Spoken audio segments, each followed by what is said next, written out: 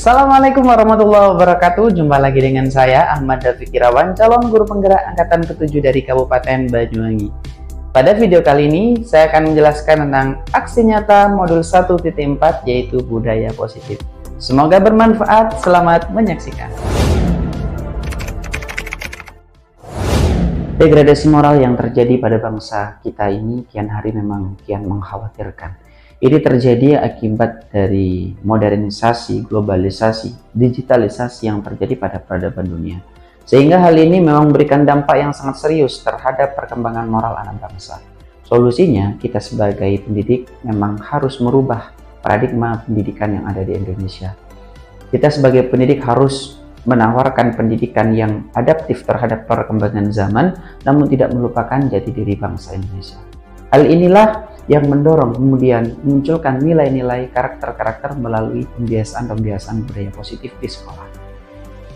Budaya positif di sekolah diharapkan mampu menumbuhkan kembali keyakinan-keyakinan universal melalui pembiasaan-pembiasaan baik di sekolah, tentunya yang berpihak kepada murid, sehingga mampu mengantarkan menjadi murid yang mampu mendisiplinkan dirinya, sehingga terwujudlah merdeka belajar sesuai dengan apa yang diharapkan dalam tujuan pendidikan yang disampaikan oleh Ki Hajar Dewantara.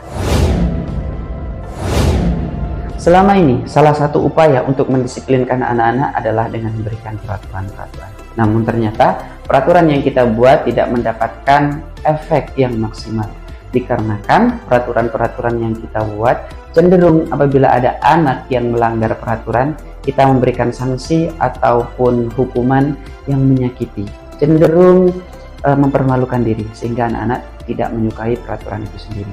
Solusinya adalah bagaimana kita sebagai pendidik harus merubah itu semua. Bagaimana kita harus memberikan solusi. Ketika ada anak yang melakukan kesalahan, kita harus memberikan solusi agar anak mampu menyadari kesalahannya dan memperbaiki, mengambil hikmah dalam kesalahan yang telah mereka buat. Itulah kenapa kita dikenalkan dengan segitiga restitusi pada pembiasaan budaya positif ini. Pembiasaan budaya positif ini tidak bisa kita laksanakan secara mandiri. Kita tidak bisa berjalan dengan sendirian. Oleh karena itu, semua warga sekolah harus kita rangkul. Bagaimana kita bisa berkoordinasi, berkolaborasi pada semua lini di sekolah. Mulai dari kepala sekolah, rekan sejawat, orang tua, masyarakat, lingkungan, bahkan peserta didik itu yang harus kita gerakkan bersama agar budaya positif ini berjalan dengan efektif dan efisien. Adapun tujuan aksi nyata pada kesempatan kali ini adalah yang pertama, bagaimana menumbuhkan budaya positif dengan meyakini nilai-nilai kebajikan universal. Yang kedua, bagaimana kita memfasilitasi peserta didik untuk menyampaikan aspirasi mereka dan melakukan apa yang sudah mereka sepakati. Yang ketiga, bagaimana kita menumbuhkan nilai-nilai profil pelajar Pancasila pada diri peserta didik dalam proses pembelajaran. Tolak ukur dalam kegiatan aksi nyata ini adalah yang pertama, bagaimana peserta didik mampu membuat kesepakatan kelas yang kemudian diolah menjadi keyakinan kelas dan dipampangkan di dinding kelas masing-masing sehingga mudah dibaca kapan saja. Terus yang kedua, bagaimana peserta didik di sini mampu mengaplikasikan profil pelajar Pancasila dalam dirinya sendiri secara sadar dan kontinu dalam sebuah proses pembelajaran.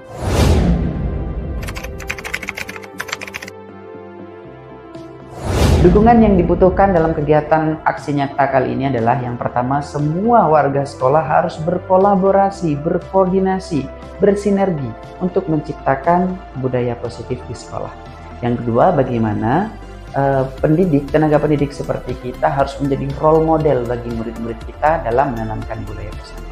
Dan yang ketiga, bagaimana kita juga merangkul orang tua agar budaya positif ini tidak hanya terjadi di sekolah, namun juga terjadi di rumah, sehingga mampu menanamkan karakter yang baik pada anak secara utuh.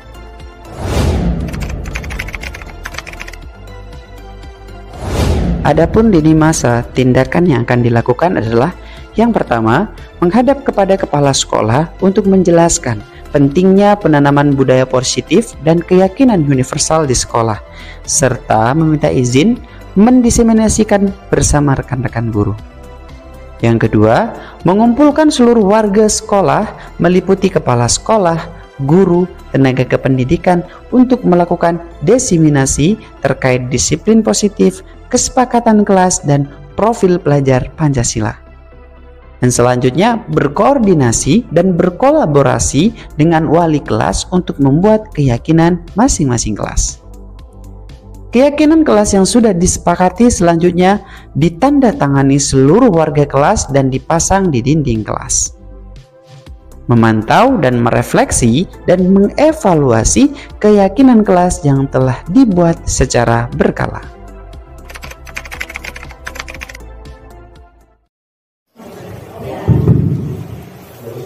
Assalamualaikum warahmatullahi wabarakatuh. Alhamdulillahirabbil alamin wa bihi nasta'in wa alhamdulillahirabbil alamin. Selamat pagi teman-teman sekalian. Yang saya hormati Ibu Kepala Sekolah beserta rekan-rekan sekalian, tenaga pendidik di SMA Negeri 4 Glenmore.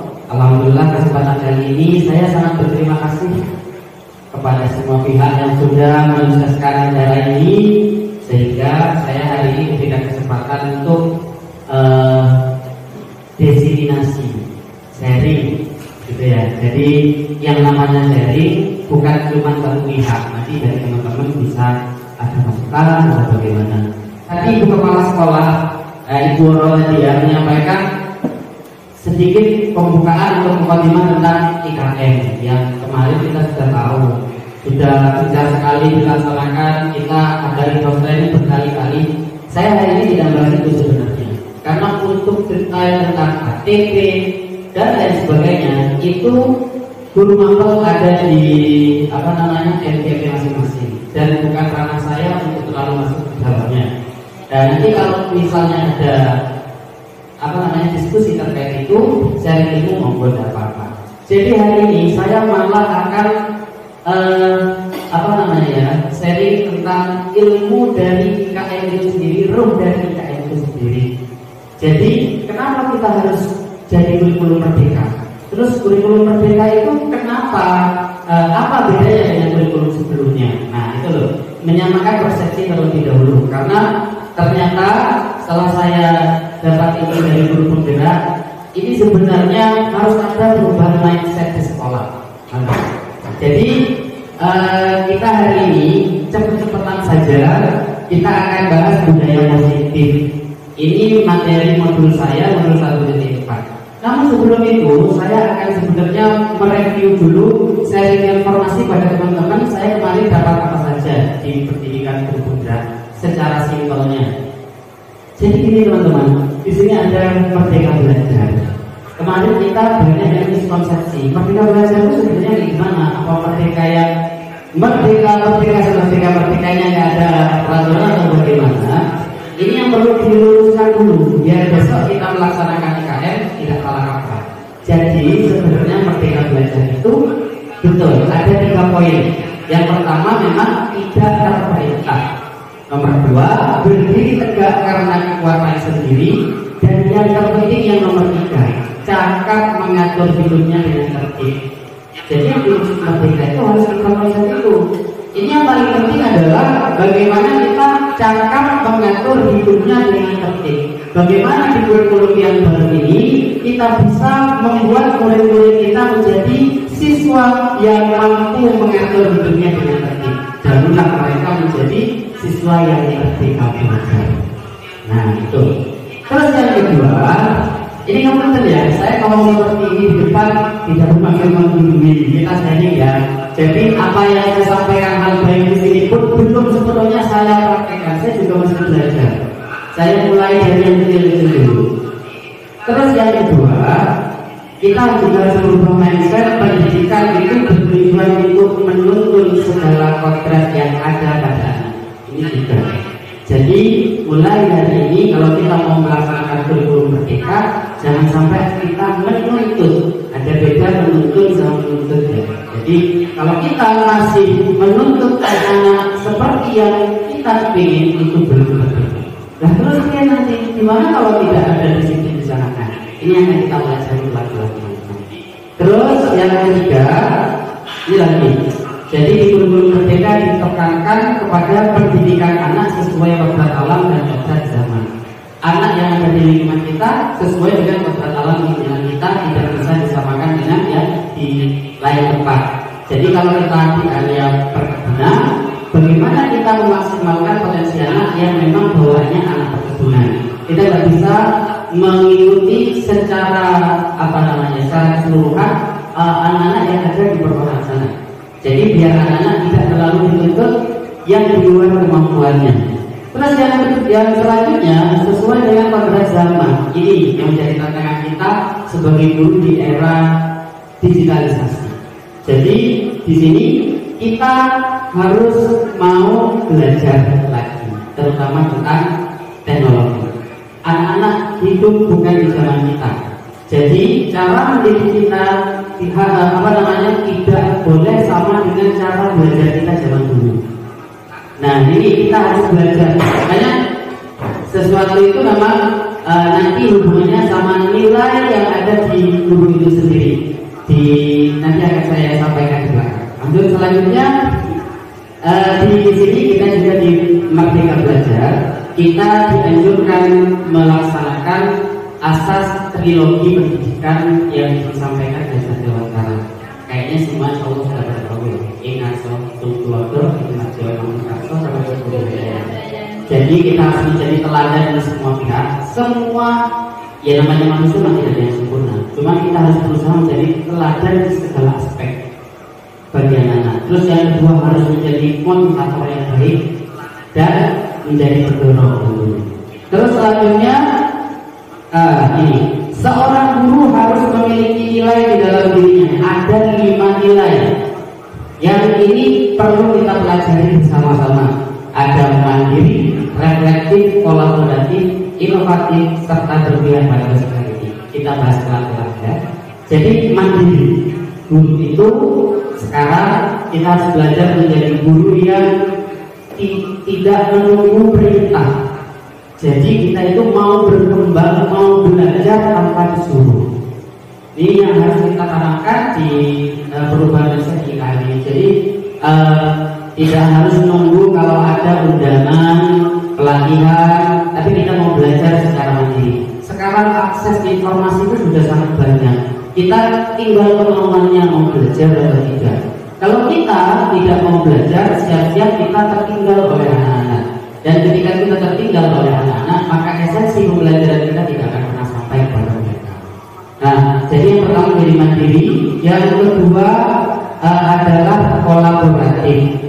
Kolaboratif itu mau bekerja sama. Kita nggak boleh jadi orang yang superman kan itu kayaknya udah tahu semua. Jadi kita mau kolaborasi, kita mau bekerja sama, kita belajar percaya kepada orang. Kita mau diajak diskusi, kita mau menularkan apa yang kita bisa kepada orang. Itu kolaborasi. Terus juga yang ketiga adalah menjadi reflektif. Ini penting teman-teman ternyata. Sekarang kalau kita bisa ingat, kapan kita merefleksi cara mengajar kita? Kayaknya hampir tidak pernah. Kita menyampaikan kurangnya apa, terus anak-anak itu perlu diapakan, itu sudah sangat jarang kita lakukan.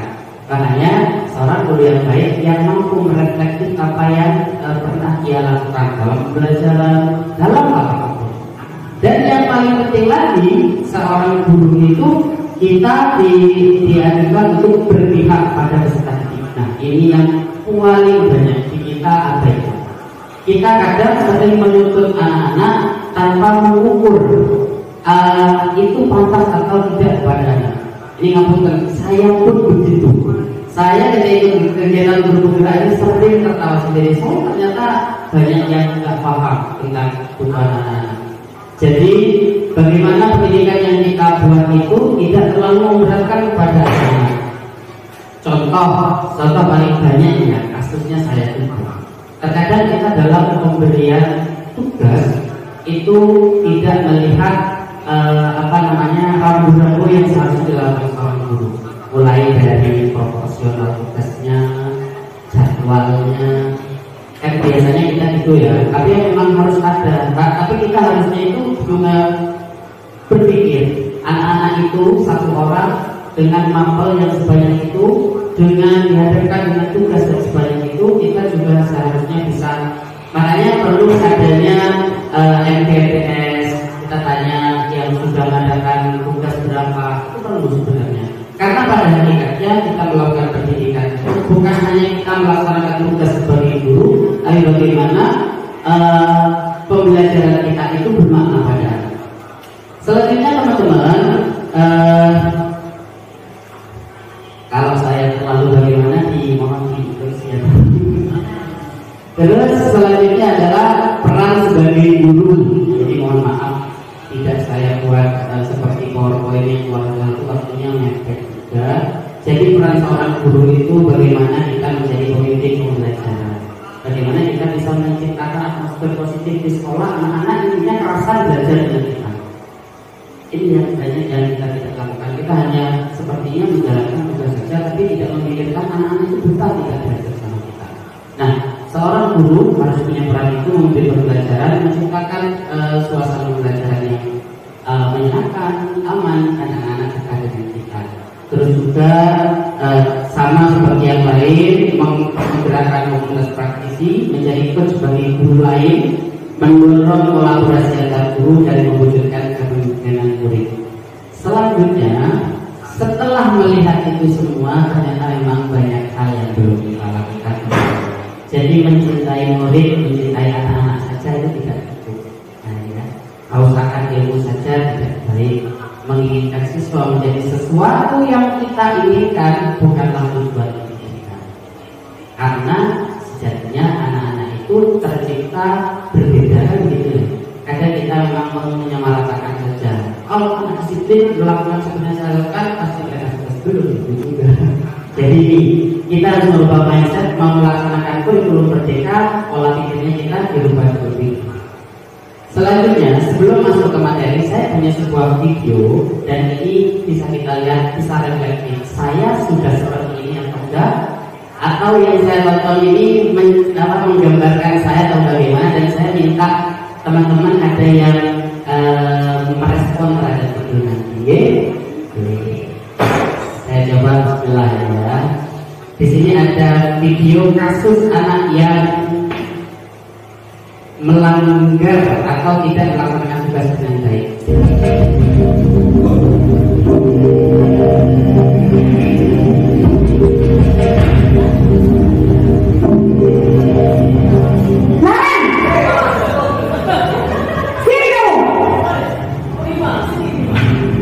Selamat pagi Bu.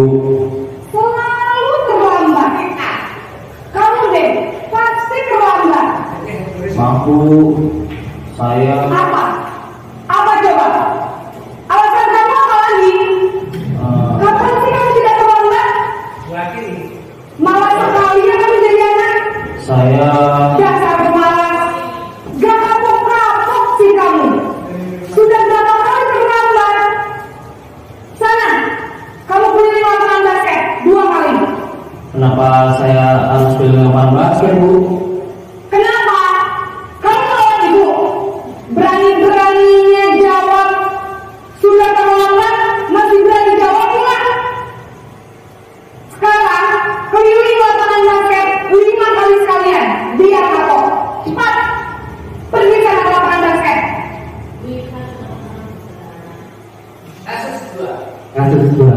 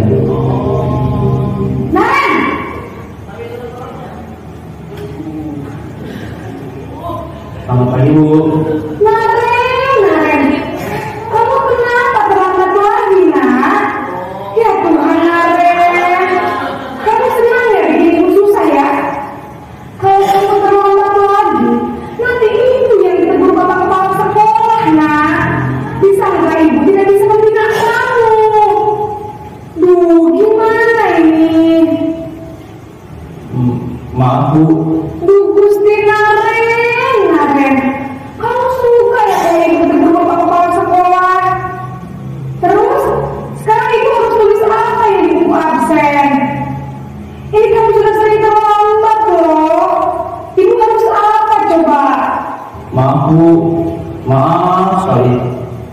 Ya sudah, lain kali jangan bikin ibu susah lagi ya nak ya. Ibu tidak akan kuat lagi kalau kamu begini terus. Bisa jantungan kalau ibu tegur bapak kepala sekolah. Sana cepat kelas. Maaf ya Bu, maaf sekali.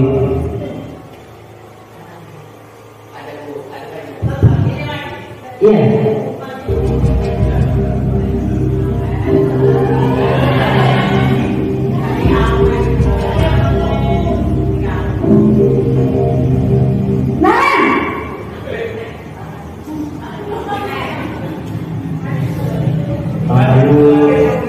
Wah, sudah jam berapa ini nak? Terlambat lagi ya sayang. Iya Bu, habis ibu saya lupa bangunkan saya Bu. Kamu malah menyalahkan ibu kamu. Kamu bukannya anak yang larinya paling kencang. Kok terlambat sih? Iya Bu, saya memang lambat bangun tadi. Jadi biarpun saya lari kencang, tetap beresnya Bu. Ya sudah sana, nanti lain kali larinya lebih kencang lagi ya. Biar gak terlambat lagi. Bikin senang ibu, demi ibu. Bisa kan? Bisa Bu. Ya sudah sana masuk kelas. Ibu beresin urusan absen kamu. Kamu ini ada-ada saja.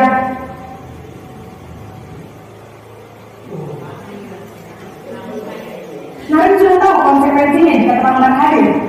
Paham Bu, saya harus tinggal kelas pas jam istirahat selama 20 menit. Iya benar, konsekuensinya demikian. Jadi nanti jam 9.30 pas istirahat, kamu harus tinggal di kelas, kerjakan tugas tambahan untuk ketertinggalan kamu, ya? Baik Bu.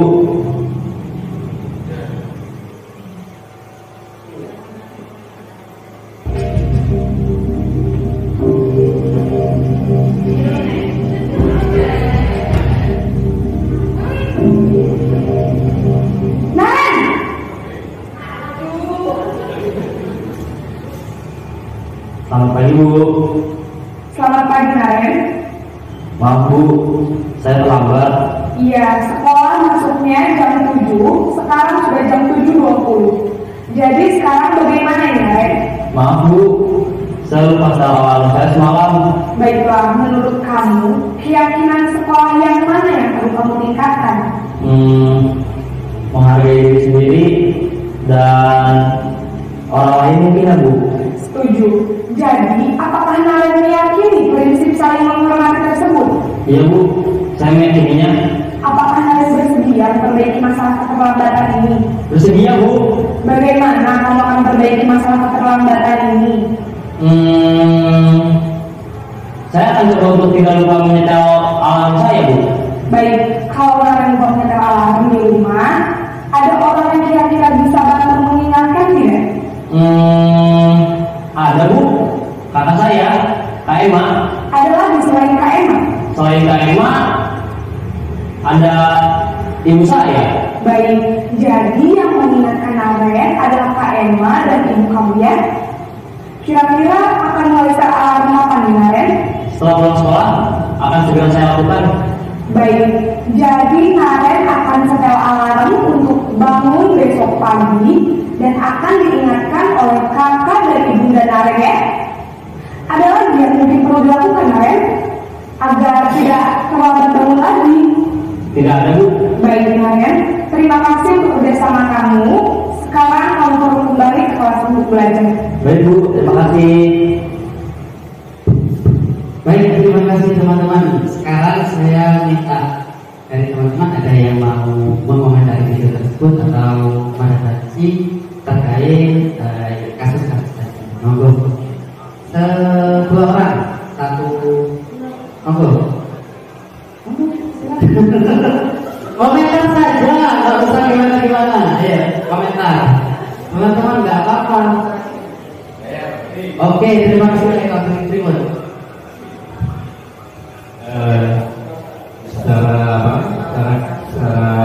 keseluruhan memang melihat kasus demi kasus bisa saya rangkum. Yang pertama itu memang pembiasaan itu memang diperlukan untuk penanganan beasiswa. melalui mungkin perlu OSP dalam penanganan setiap kasus. Dan yang kedua, kasus demi kasus yang terjadi tadi itu memang perlu teknik bagaimana mengolah kata-kata itu supaya paling tidak anak-anak kita itu bisa mengerti. Ya memang di kondisi di sekolah kita ini sangat sulit, tapi ya itu memang kita perlu belajar sedikit demi sedikit, kemudian nanti kan bisa melihat setiap kasus yang dialami setiap anak itu nanti kan kita bisa membedakan kalau jenis anak ini harus begini, ya ini yang begini. Kemudian tadi yang setiap penanganan itu mesti butuh waktu. Nah, kalau satu orang aja nggak masalah, tetapi kalau nanti ketemu beberapa anak berarti memakan waktu berapa jam. Nah, kalau gurunya tidak ngajar nggak apa-apa. Nah, supaya tidak melibatkan yang melibatkan, tapi kita mungkin perlu satu orang yang seperti debat itu dibina demikian. Juga memanfaatkan TU untuk administrasi tentang ini apa, anak-anak keterlambatan. Dulu memang ada, tapi setelah itu sudah lama-lama hilang. Ya. Jadi ada guru tiga yang membantu guru mapel untuk pendisiplinan ini. Ya, jadi tadi harus perlu OSP, operasi standar prosedur. Setiap ini biasanya pengalaman yang saya lakukan di LRT sama saya studi banding di Surabaya di Pelita Harapan itu, di sana pada saat ajaran baru itu dia sudah dikenalkan perbiasaan. Misalnya kalau kamu mau bertanya angkat tangan, kalau kamu mau keluar baris kaki, jangan berbuka suara pada saat keluar. Ya, nanti saya berikan contohnya kalau ada di masa hasilnya saya untuk OSP selama pengenalan lingkungan itu ada. Memang di sekolah kita kan sulit hal itu ya. Melihat latar belakang dan kondisi. Jadi ada OSP pada awal sebelum kita belajar dan apa istilahnya perjanjian bersama. Itu yang harus kita sepakati itu. Jadi awalnya kita masuk ada kesepakatan bersama aturan-aturan untuk kegiatan selanjutnya. Kemudian yang kedua teknis penanganan tadi itu antar kasus, kemudian guru yang secara khusus. Jadi supaya tidak bermapel ini tidak kehilangan waktunya menangani satu kasus. Terima kasih Pak. Terima kasih Pak Eko, ya luar biasa ya tanggapannya tentang itu. Mungkin sekarang di satu terakhir ya karena waktunya takut ada. Saya tanya mungkin dari penanganan kasus itu menurut Bapak Ibu yang paling ideal yang mana, atau juga mungkin yang paling cocok dengan pribadi masing-masing. Kan tadi beda-beda ya cara penanganannya. Kira-kira menurut Bapak Ibu yang paling cocok dan bisa diterapkan yang mana bisa kita lakukan. Silakan. Halo Pak Jani, balik ngomong. Assalamualaikum warahmatullahi wabarakatuh. Untuk pribadi saya, dan menurut saya paling cocok penanganannya tadi adalah yang terakhir yang Terakhir ini ya. yang nomor 6 yang terakhir lah ya. Iya. Mungkin yang nomor 6 itu yang nomor 1 mungkin yang paling karena kita menangani kasus setelah itu harus dicari akar permasalahan dulu. Nggak langsung kita anak-anak harus juga dikasih pengertian seperti yang terakhir tadi, itu yang menurut saya paling ya dari semua anak-anak. Oke, terima kasih. Selamat Bayu.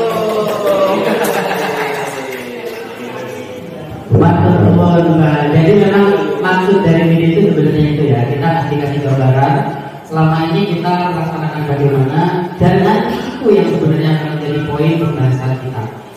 Baik, langsung saja ya saya sampaikan ke materi selanjutnya. Mungkin nanti kalau ada sesi diskusi mau masukan monggo. Nanti dari Pak Eko juga saya terima tadi ada kesepakatan ya. Ini cocok dengan materi saya. Memang kita kesepakatan itu nanti. Jadi hari ini kita tentang budaya positif di sekolah. Yang namanya budaya positif, teman-teman kalau sudah tahu yang namanya budaya pasti kebiasaan, gitu. Jadi bagaimana menciptakan kebiasaan yang positif. Positiflah dia di sini dikatakan mampu membuat kebiasaan-kebiasaan di sekolah yang berpihak pada peserta didik akan dapat berkembang menjadi pribadi yang kritis, penuh hormat dan bertanggung jawab. Perubahan paradigma ya, jadi kalau kita bicara tentang budaya positif biasanya erat dengan pendisiplinan, betul tidak ya? Jadi kita akan bahas pendisiplinan yang selama ini terjadi di banyak tempat. Biasanya kalau namanya disiplin itu hubungannya dengan kontrol guru itu sendiri. Nah, selama ini sadar atau tidak, pikiran kita itu ada 4 ini yang sudah kita terapkan. Yang pertama, kita itu beranggapan kalau guru itu bisa mengontrol murid. Sadar atau tidak, ketika kita memaksa mengerjakan sesuatu, itu seakan-akan guru itu bisa mengontrol murid. Terus yang kedua, kritik dan membuat orang merasa bersalah dapat menguatkan karakter. Anggapan kita kalau ada yang salah terus kita kasih kritikan, itu akan berbuat baik kepadanya. Maksudnya kita, kamu kayak gini, kamu mengerjakan itu tidak tanpa kita sadari seakan-akan itu adalah sesuatu yang baik menurut kita.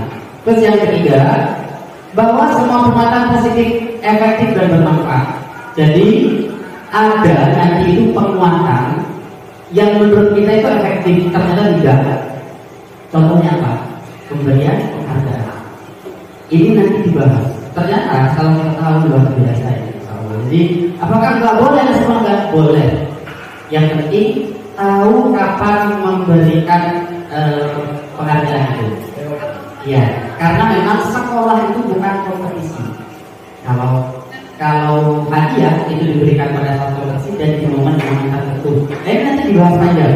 Terus yang terakhir, bahwa orang dewasa memiliki hak untuk memaksa. Seakan-akan kita guru itu punya hak untuk memaksa murid kita. Ini yang selama ini terjadi pada diri kita. Nah, oleh karena itu, apa sih sebenarnya makna disiplin? Kalau misalnya saya tanya disiplin itu apa, kira-kira di pikiran kita apa? Aturan, ya. Nah, kalau kita bicara aturan, biasanya yang selama ini terjadi cenderung kedisiplinan itu berhubungan dengan ketidaknyamanan. Terus bukan dengan apa yang kita hargai atau pencapaian suatu tujuan dunia. Katanya, kalau kita berbicara disiplin, anak-anak itu merasa dirinya nggak nyaman. Kenapa? Masalah. Ini luar biasa ya. Dan lalu lama saya lanjutkan ya, jadi kita itu masih sering melaksanakan membuat disiplin positif itu masih menggunakan hukuman. Padahal untuk melaksanakan disiplin positif itu tidak harus dengan memberikan hukuman. Bahkan kalau bisa tindakan. Gimana nggak mau dihukum anak-anak itu kan gitu ya. Ya. Nah ini yang itu akan perlu kita belajar bersama-sama. Nah, tujuannya dibuat kedisiplinan itu apa? Kan kalau kurikulum merdeka, gambar-gambarnya adalah P5, gitu ya. Profil pelajar Pancasila yang kita tahu ada beriman, bertakwa, berakhlak mulia, mandiri dan lain sebagainya itu. Tujuannya sebenarnya itu. Kalau kita hanya memahami anak-anak ketika memunculkan itu, tapi kita tidak tahu caranya, kan sama juga dengan bohong. Jadi seakan-akan ganti kurikulum hanya ganti kulitnya saja, ganti nama saja, prakteknya sama. Nah ini yang pengen kita rubah pelan-pelan. Tapi yang namanya perubahan nggak bisa langsung instan, kita butuh waktu. Nah, nih menghadapi sebuah masalah kita harus tahu sebenarnya ada 3 teori motivasi. Anak-anak melakukan sesuatu itu pasti ada alasannya, betul tidak? Ya. Jadi kita pun bukan cuma anak-anak melakukan sesuatu pasti karena ada alasan. Dan inilah yang perlu kita pelajari. Ada 3 teori motivasi perilaku manusia. Yang pertama, untuk menghindari ketidaknyamanan atau hukuman. Ada beberapa anak murid kita melakukan sesuatu itu karena menghindari ketidaknyamanan atau hukuman, bukan karena kesadaran, ya kan? Kita minta begini, dia melakukan, tapi kadang mereka nggak tahu ini sebenarnya baik atau nggak urus, yang penting saya tidak dihukum. Itu. Terus yang kedua, ada teori yang mengatakan untuk mendapatkan imbalan dari orang lain. Ada yang melakukan sesuatu karena ini imbalan pamrih. Dan yang paling dicari yang dituju nomor 3, bagaimana kita bisa menyadari untuk menghargai diri sendiri. Ini yang perlu kita belajar juga. Nah, dari itu kita bisa melihat jenis-jenis penguatan ada 4 macam. Ada hukuman, ada konsekuensi, ada restitusi, ada penghargaan. Kayaknya yang asli dengan kita restitusi. Ya benar kan? Kalau hukuman tahu itu konsekuensi sudah pernah ini, restitusi kayak asli, penghargaan ini juga sudah. Kita bahas singkat saja langsung. Kalau hukuman bersifat tidak terencana dan tiba-tiba kan itu ya di luar aspek. Kalau ada anak tiba-tiba kamu mau langsung, ayo langsung, itu namanya hukuman. Benar tidak? Jadi anak-anak juga nggak tahu kalau melakukan itu tiba-tiba disuruh itu. Dan hukuman identik dengan menyakiti, ya entah verbal atau fisik. Yang namanya hukuman kan pasti menyakiti. Dan ini sebenarnya harus dihindarkan. So yang kedua adalah konsekuensi. Kalau konsekuensi sudah ada kesepakatan sebelumnya biasanya ya. Jadi kita kayak bikin kontrak belajar dengan kesepakatan kelas. Kalau melanggar ini, lakukan ini kan begitu. Ini yang sudah pernah kita lakukan. Terus yang ketiga restitusi. Nah, restitusi ini adalah apa yang tadi Bu Ayu sampaikan, yang di pengesahan kasus nomor 1. Itu namanya restitusi. Kita bahas karena ini batasnya. Restitusi adalah proses menciptakan kondisi bagi murid untuk memperbaiki kesalahan. Bukan hanya tahu dia salah, tapi bagaimana si anak bisa memperbaiki kesalahannya. Terus sehingga mereka bisa kembali pada kelompok mereka dengan karakter yang lebih kuat. Nah, di restitusi ini ada beberapa keuntungan di mana murid menjadi lebih memiliki tujuan, disiplin positif, berbuat salah, serta memulihkan dirinya setelah berbuat salah, membantu murid untuk jujur pada diri sendiri, mengevaluasi dampak dari kesalahan dan memberikan penawaran dengan pasrah. Terus caranya bagaimana? Kan gitu ya. Oke lah, jadi kita tahu biar cara dapat memulihkan kesalahannya itu bukan cara. Ini ada teorinya. Terakhir penghargaan, ini perlu saya bacakan juga. Selama ini kita sering mengabaikan ini. Sebenarnya penghargaan itu penguatan positif yang tidak efektif. Nah, kenapa kita baca satu? Karena penghargaan itu hanya melakukan sesuatu yang kita inginkan dalam jangka waktu pendek. Karena ada yang inginnya dia melakukan. Jika tidak ada yang inginnya dia tidak akan melakukan. Yang kedua, membuat ketergantungan. Jadi anak itu akan, saya akan begini karena saya selalu menjalani. Ketika di stop, maka motivasi belajar hilang. Ketiga, penghargaan tidak efektif karena merusak hubungan. Ini yang kita jangan sadar. Ketika kita, saya juga bagus ada. Ketika kita mengumumkan, ini dapat ini, bagaimana perasaan yang tidak dapat? Kadang ada sebuah komunitas, ada anak yang awalnya akrab, si A, si B akrab. Ketika ada pengumuman seperti ini, yang satu dapat, muncullah rasanya. Kan gitu ya, yang manusiawi. Jadi dengan rasa iri yang asalnya menjadi dekat bisa jadi tidak dekat. Emang tidak semua seperti itu, tapi ini bisa memicu merusak hubungan. Nah, terus ketika seorang diberi penghargaan atau dipuji dengan orang kehidupan orang banyak, maka yang lain akan merasa iri. Misalnya yang disebutkan. Terus, jika seorang guru yang memberikan penghargaan kepada murid-muridnya, besar kemungkinan murid-murid termotivasi hanya untuk menyenangkan gurunya. Serta mereka percaya bahwa mereka buat yang tidak punya kemampuan, ketika ada sistem seperti itu sudah menyerah duluan. Aku kira asal belajar kalian kan begitu ya kan? Itu salah satu efek. Nah, sekarang pertanyaannya, bolehkah ngasih penghargaan? Sebenarnya boleh. Itu wujud mengapresiasi anak kita meraih kesuksesan. Cuma tempatnya dan posisinya yang harus kita pikirkan. Idealnya, katanya begini, untuk memberikan penghargaan itu diberikan secara personal. Kita lagi nggak ada temannya, kita panggil atau apa, terus kita kasih pada kita. itu, selamat kamu luar biasa, kamu yang ini tanpa ada orang lain yang menunjukkan efek. Nah, itu kan tetap memberikan motivasi pada dia. Oh, saya sama Pak Guru tapi tidak perlu kaya. Itu kan nggak boleh, itu salah satunya. Dan saya rasa kita bisa mencari cara-cara lain untuk memberikan apresiasi tanpa menikahi. Nah, seperti itu. Penghargaan hukum mereka yang tidak mendapatkan penghargaan jelas buat yang tidak mendapatkan penghargaan merasa momen pengumuman ranking itu sesuatu yang menunjukkan kan gitu. Jadi ya ini bagaimana kita bisa mengolahnya. Selanjutnya kebutuhan dasar manusia ini penting. Anak melakukan sesuatu ada 5 dasar yang mereka ingin memenuhi. Jadi manusia itu semuanya sama, bukan cuma kaya, bapak ibu, anak-anak, semua manusia itu kalau sebenarnya setiap melakukan sesuatu itu karena ingin memenuhi kebutuhan dasar manusia. Kita nanti bisa lihat teman-teman guru kita itu sebenarnya karakternya mereka itu melakukan seperti itu karena ingin memenuhi kebutuhan yang ini.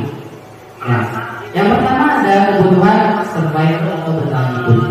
Ada orang melakukan sesuatu karena kebutuhan fisiologi, biasanya namanya kondisi. Saya lapar, saya makan karena saya lapar, itu kebutuhan survival kan. Terus yang kedua ada karena kebutuhan cinta kasih atau diterima. Ada anak membuat masalah itu sebenarnya dia karena pengen diterima oleh orang. Bahasanya caper ya, ada. Jadi kita yang caper kepingin dapat perhatian karena mungkin di rumahnya kurang. Terus yang ketiga ada penguasaan. Ada. Jadi penguasaan itu dia itu kepingin merasa dia punya kuasa terhadap teman-temannya yang lain. Nanti ada yang lain belajar. Terus ada yang kebebasan. Bosan jenuh dengan itu saja, makanya dia berulang. Nah itu karena dia butuh kebebasan. Kebebasan apa? Mungkin kita bisa cari alternatif metode apa dengan cara yang dia inginkan. Terus juga ada unsur kesenangan. Karena ada juga ya sama, karena dia kayaknya malas ingin kok tidak benar di momen apa ini berulang. Nah ini kan perlu kita kenali kebutuhan dasar dari anak kita. Selanjutnya intinya begini, semua orang itu pasti berusaha untuk memenuhi kebutuhannya masing-masing. Kalau tidak bisa dicapai dengan cara yang positif, maka negatif itu akan dilakukan gitu. Nah, jadi orang-orang sebenarnya seperti itu semua. Nah, sekarang ini contoh, misalnya teman-teman, saya punya kasus nih. Ibu Ani, guru kelas 5 SD Pelita Hati, sedang bingung menghadapi ulang salah satu murid di kelasnya namanya Agus.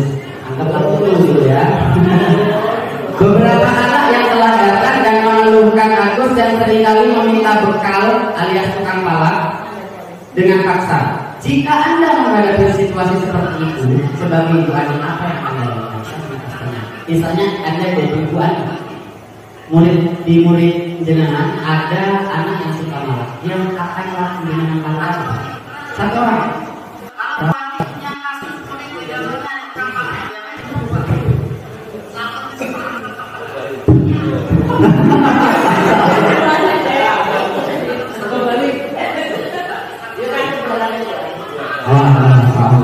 Kira-kira kalau kita jadi Bu Ani terus bercerita yang begitu mau diapain? Saya testimonial dulu. Tidak apa-apa, salah. Saya yang salah teman-teman. Monggo berkomentarnya akan begini. Tidak apa-apa. Misalnya menghadapi seperti itu, atau Bu Ani beneran itu nggak apa-apa Bu. Kalau Bu Ani punya kasus murid di dalamnya tukang makan mau diapain sama Bu Ani? Langsung diseprah. Lalu dia makan teman-teman, ya? Atau Mister Dapur, kalau katanya Mister misalnya di kelasnya dia begitu. Ya.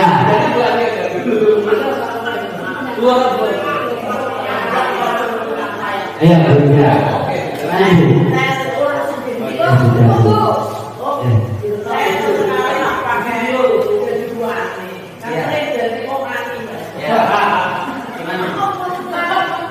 Oke, terima kasih Pak Budi ya. Ini saya posisinya sebagai Bu Ani ya.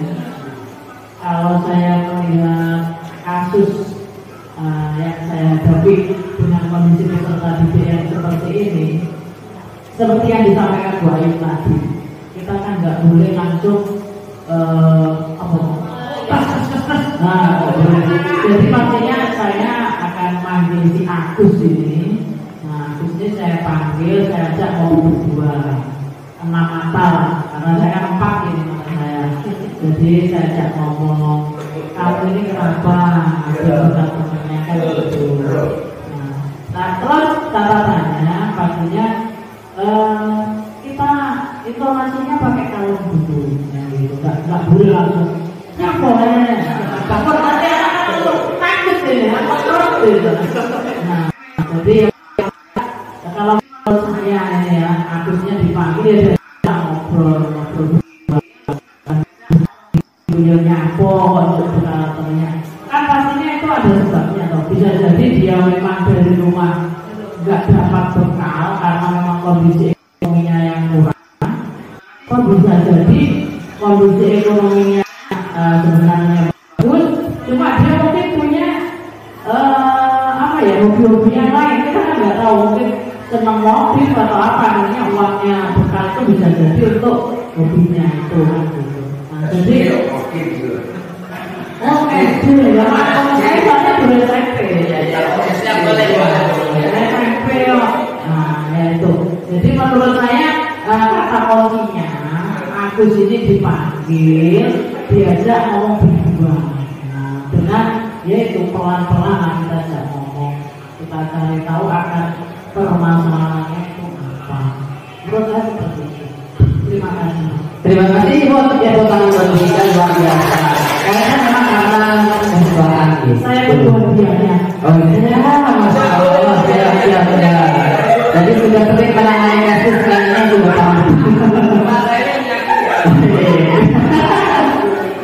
Yang lain Mary Pak. Baik, setelah dapat jawaban dari beliau sekalian, jadi nanti tinggal menambah lagi. Jadi kita tahu, tanya dulu motifnya apa. Di sini ada 5 opsi teman-teman ya. Jadi kalau misalnya si Agus itu katakan tidak apa, berarti karena memang dia ingin memenuhi kebutuhan survivnya. Bisa jadi karena memang nggak bisa memenuhi. Ya. Terus yang kedua, kalau jawabannya karena memang ia senang temannya memperhatikan alias cover, ia bisa saja. Jadi kita bisa memberikan solusi kepada anak tersebut untuk menyalurkan kesenangannya tanpa ke orang lain. Terus yang ketiga, kalau si Agus itu merasa hebat karena temannya jadi takut dan menuruti keinginannya, berarti yang ingin dipenuhi adalah pengakuan. Ada orang itu ingin diakui kok hebat kan.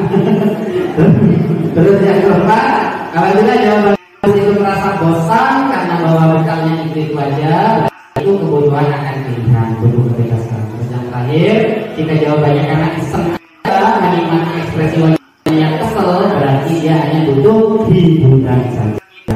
Dan itu kita akan lebih bijak menentukan solusi dari permasalahan anak kalau kita akan masalah. Nah, dari ini kita bisa menilai diri sendiri. Terus juga, oh dia begini karena mungkin kebutuhannya tidak terpenuhi, gitu kan? Jadi kita bisa apa namanya ya, bijak ke depannya. Selain nih 5 posisi kontrol guru yang tadi ditampakkan di depan kita itu, yang pertama kontrol penghukum, yang kedua pembuat merasa bersalah, yang ketiga posisi teman, yang keempat pemantau, yang terakhir manajer. Kita akan bahas positif negatifnya dan yang terbaik kira-kira apa. Langsung saja sama penghukum. Jelas contoh yang pertama, kalau penghukum biasanya gimana? Caranya dengan ini arti menunjuk menyakiti berkali-kali ingin membentak, baik itu fisik atau psikis. Itu kalau penghukum. Dan dampaknya apa? Kalau kita tahu dampaknya. Dampak kalau murid itu kan cenderung memberontak, bisa menjadi pendendam. Nah, bisa saja dia di luar sana bisa melakukan sesuatu yang merugikan kita juga, dan tidak akan menyukai guru tersebut dan mata pelajaran yang kita ajar. Kasihan kan sebenarnya anak guru itu gara-gara kita pernah melakukan itu akhirnya jadi tidak respect dan tidak mau belajar. Banyak kasus seperti itu. Yang kedua, posisi membuat merasa bersalah. Ini kayak mengulas gitu ya tadi. Berbicara dengan dan cenderung lembut, namun kata-katanya menyalahkan murid. Kata-kata yang disampaikan kepada murid membuat murid merasa gagal sehingga mendahului diri sendiri. Kayak gini misalnya, walana nak kasihan sama Pak Guru, itu kan ya.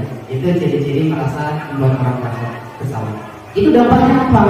Itu murid akan menganggap dirinya bersalah, rendah diri, bahkan menyimpan emosi negatif dalam dirinya. Jadi menjadi pendiam, belum jadi mungkin dia sering begitu kan. Nah, ini aja kita menyikapi. Terus selanjutnya pesan. Nah, kalau guru yang jadi di mananya kalau selesai. Guru berbicara dengan nada ramah, akrab, cenderung bergurau untuk menjaga suasana tetap hangat dan santai. Murid akan merasa senang, aman, akrab dengan guru, identitas tercipta, identitas sukses atau berhasil. Positifnya itu. Namun kita nggak tahu di balik ini ada apa dampaknya. Yang pertama, karena ini masih dorongan eksternal dari orang luar, maka ada faktor ketergantungan murid kepada orang-orang tertentu. Jadi kalau ada guru yang begitu, dia akan bergantung ke guru dia. Kalau dia nggak ada, dia akan kembali lagi dengan masalahnya. Terus juga bisa berakibat lebih buruk jika tidak semua guru menerapkan posisi ini, sehingga bisa menunjukkan pembunuhan karakter secara tersembunyi terhadap guru lain. Akhirnya guru-guru yang lain tidak respeknya karena dia aja, gitu ya. Terus murid tidak mandiri dan tidak bisa berpikir untuk diri sendiri, ya tergantung lagi. Dan biasanya kalau sudah kita tolak, kita biasanya akrab dan tiba-tiba kita berubah, si anak itu akan begitu kecewa, langsung begini, walah tak kira tak guru ini konyol dan ternyata begini. Itu kecewanya lebih besar daripada yang tidak pernah melakukan itu. Jadi menjadi teman bukan tidak boleh, tapi ketika kita memutuskan sebuah mau melakukan tindakan kayak memberikan hukuman ya bahasanya Pak, itu jangan pakai teman ini. Nah, terus selanjutnya adalah posisi memantau monitor. Ini hanya menjadi pengawas saja, cenderung memantau, tidak menggunakan suara tinggi, tapi cuma ngasih tahu kan, sudah tahu ya kalau misalnya begini nanti harus begini kan. Nah, itu namanya posisi memantau. Dampaknya ya sama, akan pemantau perlu senantiasa memantau pada saat murid diberikan sanksi maupun guru harus selalu mengawasnya. Jadi anak-anak itu harus kita betul-betul jaga. Kalau sedang diproses anak itu harus diawali dari nol sampai selesai. Kalau pengawas misalnya di situ capek karena anak tidak betul kesadaran dari dirinya sendiri. Terus tidak sepenuhnya mandiri. Terakhir posisi manajer. Manajer yang idealnya seorang guru punya. Jadi gimana sih sikapnya seorang manajer itu? Saya ingin Pak Sabto. Ya, belajar manajer. Ya mungkin beliau udah belajar kali ini, saya juga nggak tahu ya. Seorang manajer itu netral, tidak emosional, tidak terlalu ramah juga dan tidak bernada tinggi. Tercipta identitas positif dan berhasil. Guru dengan tulus mengajukan pertanyaan-pertanyaan bermakna agar membuat pikiran murid sehingga murid dapat belajar dari kesalahannya, dan guru membimbing muridnya untuk memecahkan masalahnya sendiri. Dampaknya murid mandiri, percaya diri dan dapat memecahkan masalah. Ini nanti ada caranya kita sebenarnya. Langsung saja kesimpulan, kalau gimana yang paling ideal? Pasti yang manajer. Lanjut. Nah, ini tadi untuk membedakan rasa dan satu lalu. Kalau ini sudah tahu, kalau pendukung kayak gimana, teman bagaimana. Saya rasa kita semua bisa membedakan itu. Terus untuk membentuk kontrol manajer perlu dibuat keyakinan kelas. Sekarang keyakinan kelas itu apa? Apakah sama dengan peraturan? Jawabannya tidak sama. Selama ini kita kan peraturan gitu ya. Ada berbeda nanti di kurikulum Merdeka, kita akan diajarkan tentang keyakinan kelas. Untuk membedakan begini, teman-teman, saya kasih ilustrasi. Misalnya ada peraturan, kenapa kalau naik sepeda motor harus pakai helm? Itu peraturan ya. Alasannya apa? Karena aman. Itulah keyakinan. Keyakinan. Nah, jadi ini ada unsur. Terus kenapa kita kalau sakit harus pakai masker? Ya biar kesehatan. Nah, kesehatan itu yang disebut dengan keyakinan. Alasan tersembunyi di balik peraturan. Nah, selanjutnya di keyakinan kelas adalah nilai-nilai kebajikan dan prinsip-prinsip universal yang tidak mengikat suku, negara, bahasa, agama. Nah, jadi yang namanya universal kita semua menyatakan ini. Terus cara membentuk keyakinan kelas ini nanti kayaknya lebih ke wali kelas kan. Di tahun negara baru harusnya kalau di kurikulum Merdeka 1 minggu di awal tahun ajaran baru itu memang dinonkan untuk mata pelajaran. Jadi dikhususkan membentuk keyakinan kelas dan bagaimana si anak itu betul-betul paham. Selama ini kan kita begini, ada loh banyak anak-anak itu nggak tahu sama peraturan. Ini nggak boleh tuh Pak, nggak boleh misalnya. Bukunya mau panjang, kenapa Pak? Loh itu peraturan mana? Gitu kan? Berarti dia yang nggak tahu, banyak yang nggak tahu. Seharusnya kita itu di sekolah di awal tahun ajaran baru itu kita membuat keyakinan kelas yang disepakati bersama, dan kalau perlu dicetak besar di kelas, terus mungkin ditandatangani bersama sehingga anak itu betul paham kalau peraturan ini benar adanya dan itu berlaku, tidak hanya pajangan yang kadang nggak dibaca. Memang perlu waktu khusus untuk mensosialisasikan. Biar apa? Setahun setelahnya kita bilang enak. Ketika anak melakukan kesalahan, kita langsung bisa mengingatkan. Coba keyakinan kelasnya di mana dulu. Jadi itu anak punya referensi dulu ya. Nah ini yang nanti hubungannya sama restitusi. Terus ini ya contoh antara peraturan sama keyakinan kelas. Kalau peraturan itu contohnya selalu kembalikan buku ke tempatnya, itu namanya peraturan. Kalau keyakinan itu tidak dilarang. Dilarang mengganggu orang lain, itu peraturan. Kalau keyakinan menghormati orang lain. Gitu. Jadi kita biar bisa membedakan antara peraturan dan keyakinan. Nah setelah itu nih poin terakhir dari penyampaian saya hari ini adalah bagaimana cara menjadi control manager menggunakan segitiga restitusi. Nih adalah langkah-langkahnya. Sebenarnya ada 3 tahap teman-teman segitiga restitusi itu.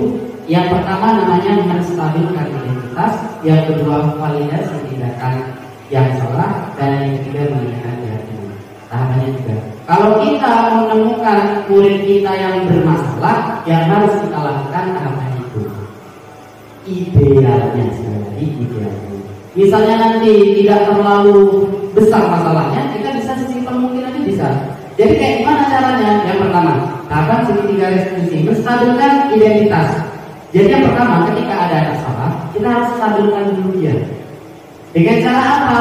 Memberikan pertanyaan. Sudah membuat kesalahan itu wajar.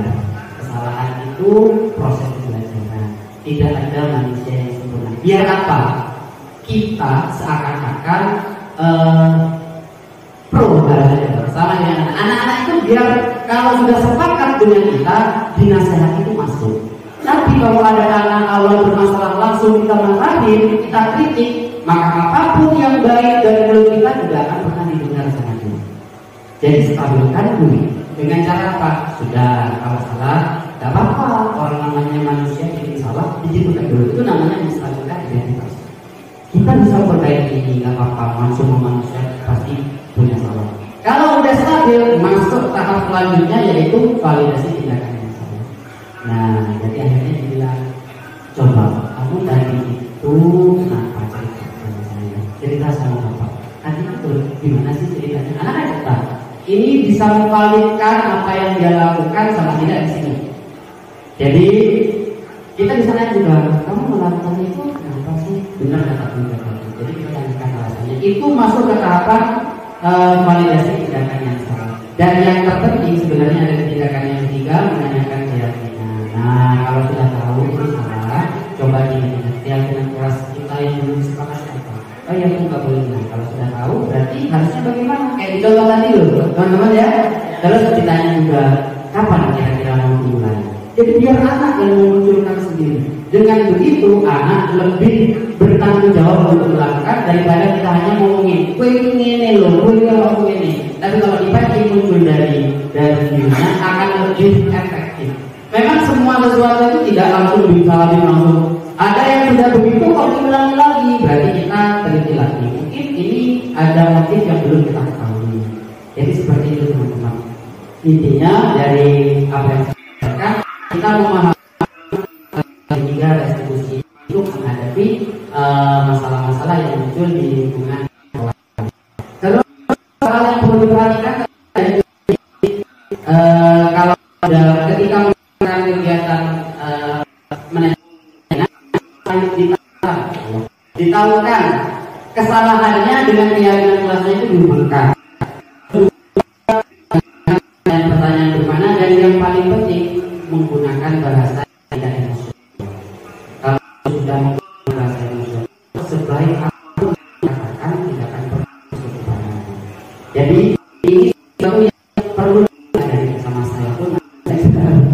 bukan saya mau beri sudah pelan, iya masih pelan-pelan. Karena kita tahu kultur lingkungan kita seperti itu.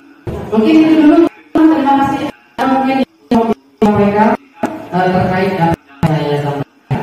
Monggo. Oh, terima kasih. Monggo bisa.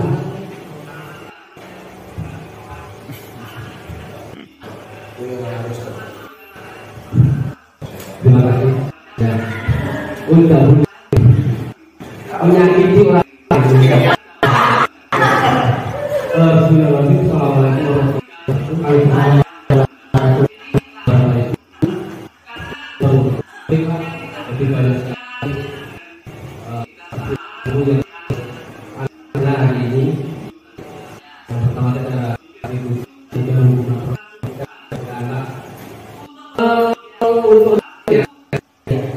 Mumpung besok akan membagi rapat, ya. Ada kesepakatan atau apa istilahnya saya tidak tahu. Jadi begini Pak, kaitannya dengan hukuman dan restitusi ini bolehkah kita menahan rapotnya anak karena tidak atau belum mengumpulkan salah satu tugas atau beberapa tugas. Nah, kalau kita tahan ini berarti menyakiti hati nurani anak. Kemudian yang kedua, ini terkait dengan penghargaan. Jadi untuk kurikulum merdeka seyogianya kita tidak memberi penghargaan secara umum karena nanti akan menyakiti hati nurani anak yang tidak diberi. Termasuk diantaranya di situ ada pembacaan ranking. Makanya di sekolah saya sekarang sudah ditiadakan itu ranking itu dan tidak boleh dibacakan. Nah, untuk kita bagaimana? Itulah. Yang ketiga yang masalah terakhir yang bangga ini langsung karena yang kita hadapi anak-anak yang ada di sini tidak sama seperti anak yang ada di video tadi ya. Jadi diajak berpikir seperti itu saya kira sangat sulit sekali. Jadi untuk membentuk keyakinan kelas itu langkah kita bagaimana? Katakanlah saya baru masuk ke kelas, loh kok mau membentuk keyakinan kelas? Gue harus tahu pamit HPD. Kita mau berbicara, kita mau beri informasi semua ini enaknya bagaimana gitu. Jadi saya ini sudah tua, tapi ilmu saya ini masih sangat sedikit. Jadi bukan senior. Terima kasih Pak Dali atas ilmu yang diberikan. Dan terima kasih Pak Sen. Terima kasih kembali, Mister. Langsung saya jawab, bukan saya di sini berbicara sebagai ahli, jadi saya menurut pengalaman saya, kalau teman-teman nanti ada kecil lebih baik, monggo. Jadi yang pertama terkait dengan praktek rapot ya misalnya. Pertanyaan Mister, menahan rapot ini bagaimana? Apakah tidak menyakiti atau bagaimana? Begini teman-teman. Jadi proses restitusi itu kan bukan sesuatu yang sifatnya instan. Ada proses di awal. Di awal sudah ada penjabaran keyakinan kelas dan sebagainya. Sedangkan kita kan masih memang belum, betul nggak? Jadi kalau saya pribadi, setelah saya mengetahui ini, sebenarnya cerita 9D itu kemarin banyak juga tugas yang belum dikumpulkan. Cuma saya nyoba, lah saya mengamalkan ilmu sedikit. Jadi saya panggil 5 orang kemarin bangsanya itu. Jadi itulah pokoknya ya, main lama itu saya panggil, terus akhirnya saya nyoba tanya. Sebenarnya benar, kadang ada anak itu tidak mampu mengerjakan tugasnya, terus kita paksakan, kan gitu. Akhirnya kita yang harus beri solusi. Yang kayak esok ini, biar caranya ini, tanpa mengurangi esensi tugas kita dengan cara yang dia mampu. Atau mungkin ada yang misalnya karena nggak paham, saya nggak paham maksudnya Pak, loh katakan ya ini salah kita yang harus sebenarnya. Ternyata setelah saya lakukan itu, kok alhamdulillah bahasanya 5 orang itu mungkin semua ke saya dengan damai gitu. Jadi tidak perlu ngotot-ngotot dan ternyata sudah dilakukan. Mungkin gini teman-teman. Jadi besok ya namanya sesuatu itu kan tidak serta-merta langsung jadi. Kita belajar pelan-pelan. Kalau masalah hak menurut saya, karena ini kan sesuatu yang sudah kita sepakati awal, betul ya. Kita lanjutkan dulu sambil nanti misalnya ada kesempatan ngobrol dengan yang bersangkutan, kita mulai lakukan praktikan itu. Harapannya di semester depan sudah tidak ada kejadian kasus penahanan rapot dan kita sudah memang melakukan kewajiban kita untuk melakukan restitusi kepada mereka. Jadi kalau memang terlalu banyak ya gimana, itu kan bisa dicarikan solusi kalau kita ada komunikasi. Mungkin itu ya jawaban saya. Jadi kalau yang ini saya setuju di kesepakatan awal, ya nggak apa-apa lanjutkan dulu. Cuma nanti di selanjutnya kita mulai benahi. Kalau memang ada tugas yang lama numpuk, kita sebagai guru juga mikir gimana bisa tugas ini selesai tepat waktu tanpa menyakiti. Karena gini loh, praktek kita ya, kadang banyak tugas malah menjelang ujian. Gimana mau belajar fokus ujian? Ini tugas bapak.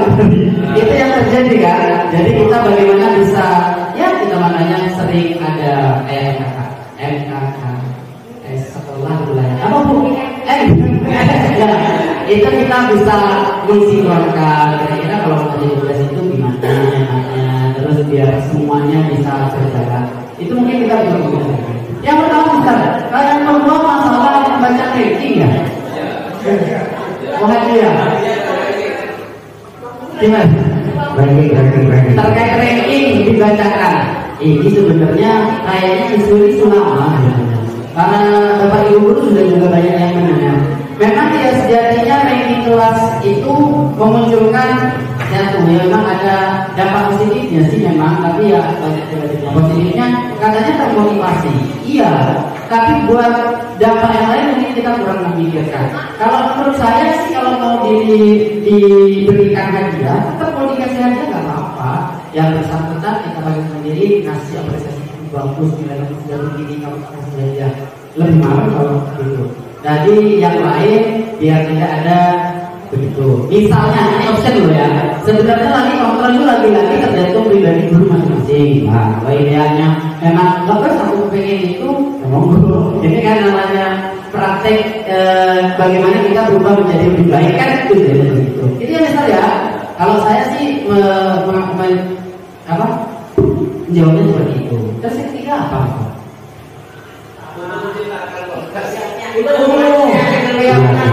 Orang baru masuk ini gimana? Lah iya, karena kita belum melakukan di sekolah ini, jadi kita masih awal-awal. Oh, jadi maksudnya besok kalau memang ini kita sepakati mau ini kan kita akan mulai bersama-sama. Pembentukan yang sebenarnya nggak ribet. Jadi yang namanya baru masuk, anak-anak masih bawa efek dari luar itu kan memang pasti membawa kultur dari sekolah awal gitu biasanya juga kalau kelas awal. Nah, fungsi kita memang harusnya itu dari kelas awal sudah kita bentuk. Nah, kita mulai bagaimana membiasakan ada seperti ini. Jadi pembentukan kelas, kan di IKM itu nanti ada tes diagnostik ya. Kayaknya ada tes diagnostik bagaimana kita itu mengetahui karakter murid sehingga kita itu lebih bisa membentuk keyakinan kelas. Keyakinan kelas itu nggak harus dibentuk bangun masuk kelas langsung bentuk keyakinan kelas, nggak harus. Boleh kita bentuk pokoknya di awal-awal pelajaran baru. Mungkin sehari 2 hari setelah kita masuk di situ, anak-anak sudah mulai kenal kita dan bisa kita kontrol, kita baru bentuk keyakinan kelas. Biar ke belakangnya kita punya acuan. Kalau anak lagi bermasalah kita bisa memberikan itu. Mungkin itu bisa apa gimana?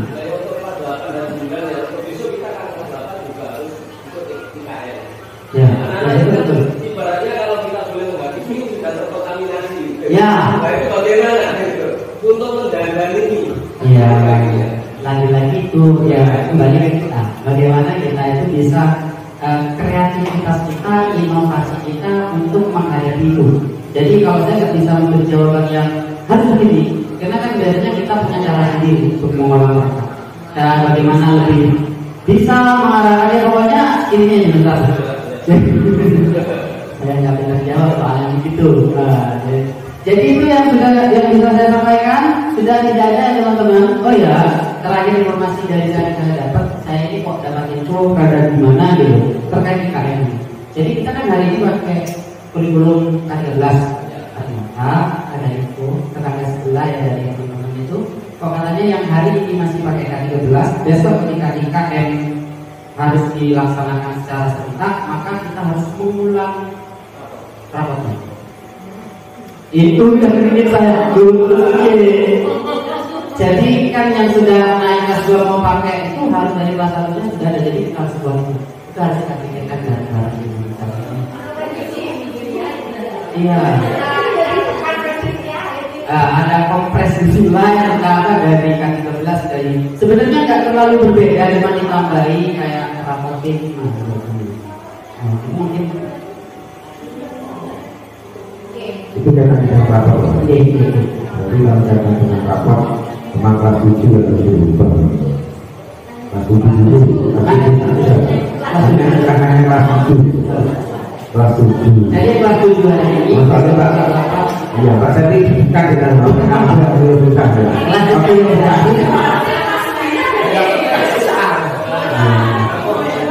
oke, mungkin sudah ya, terima kasih atas waktunya teman-teman sudah mendengar cerita saya.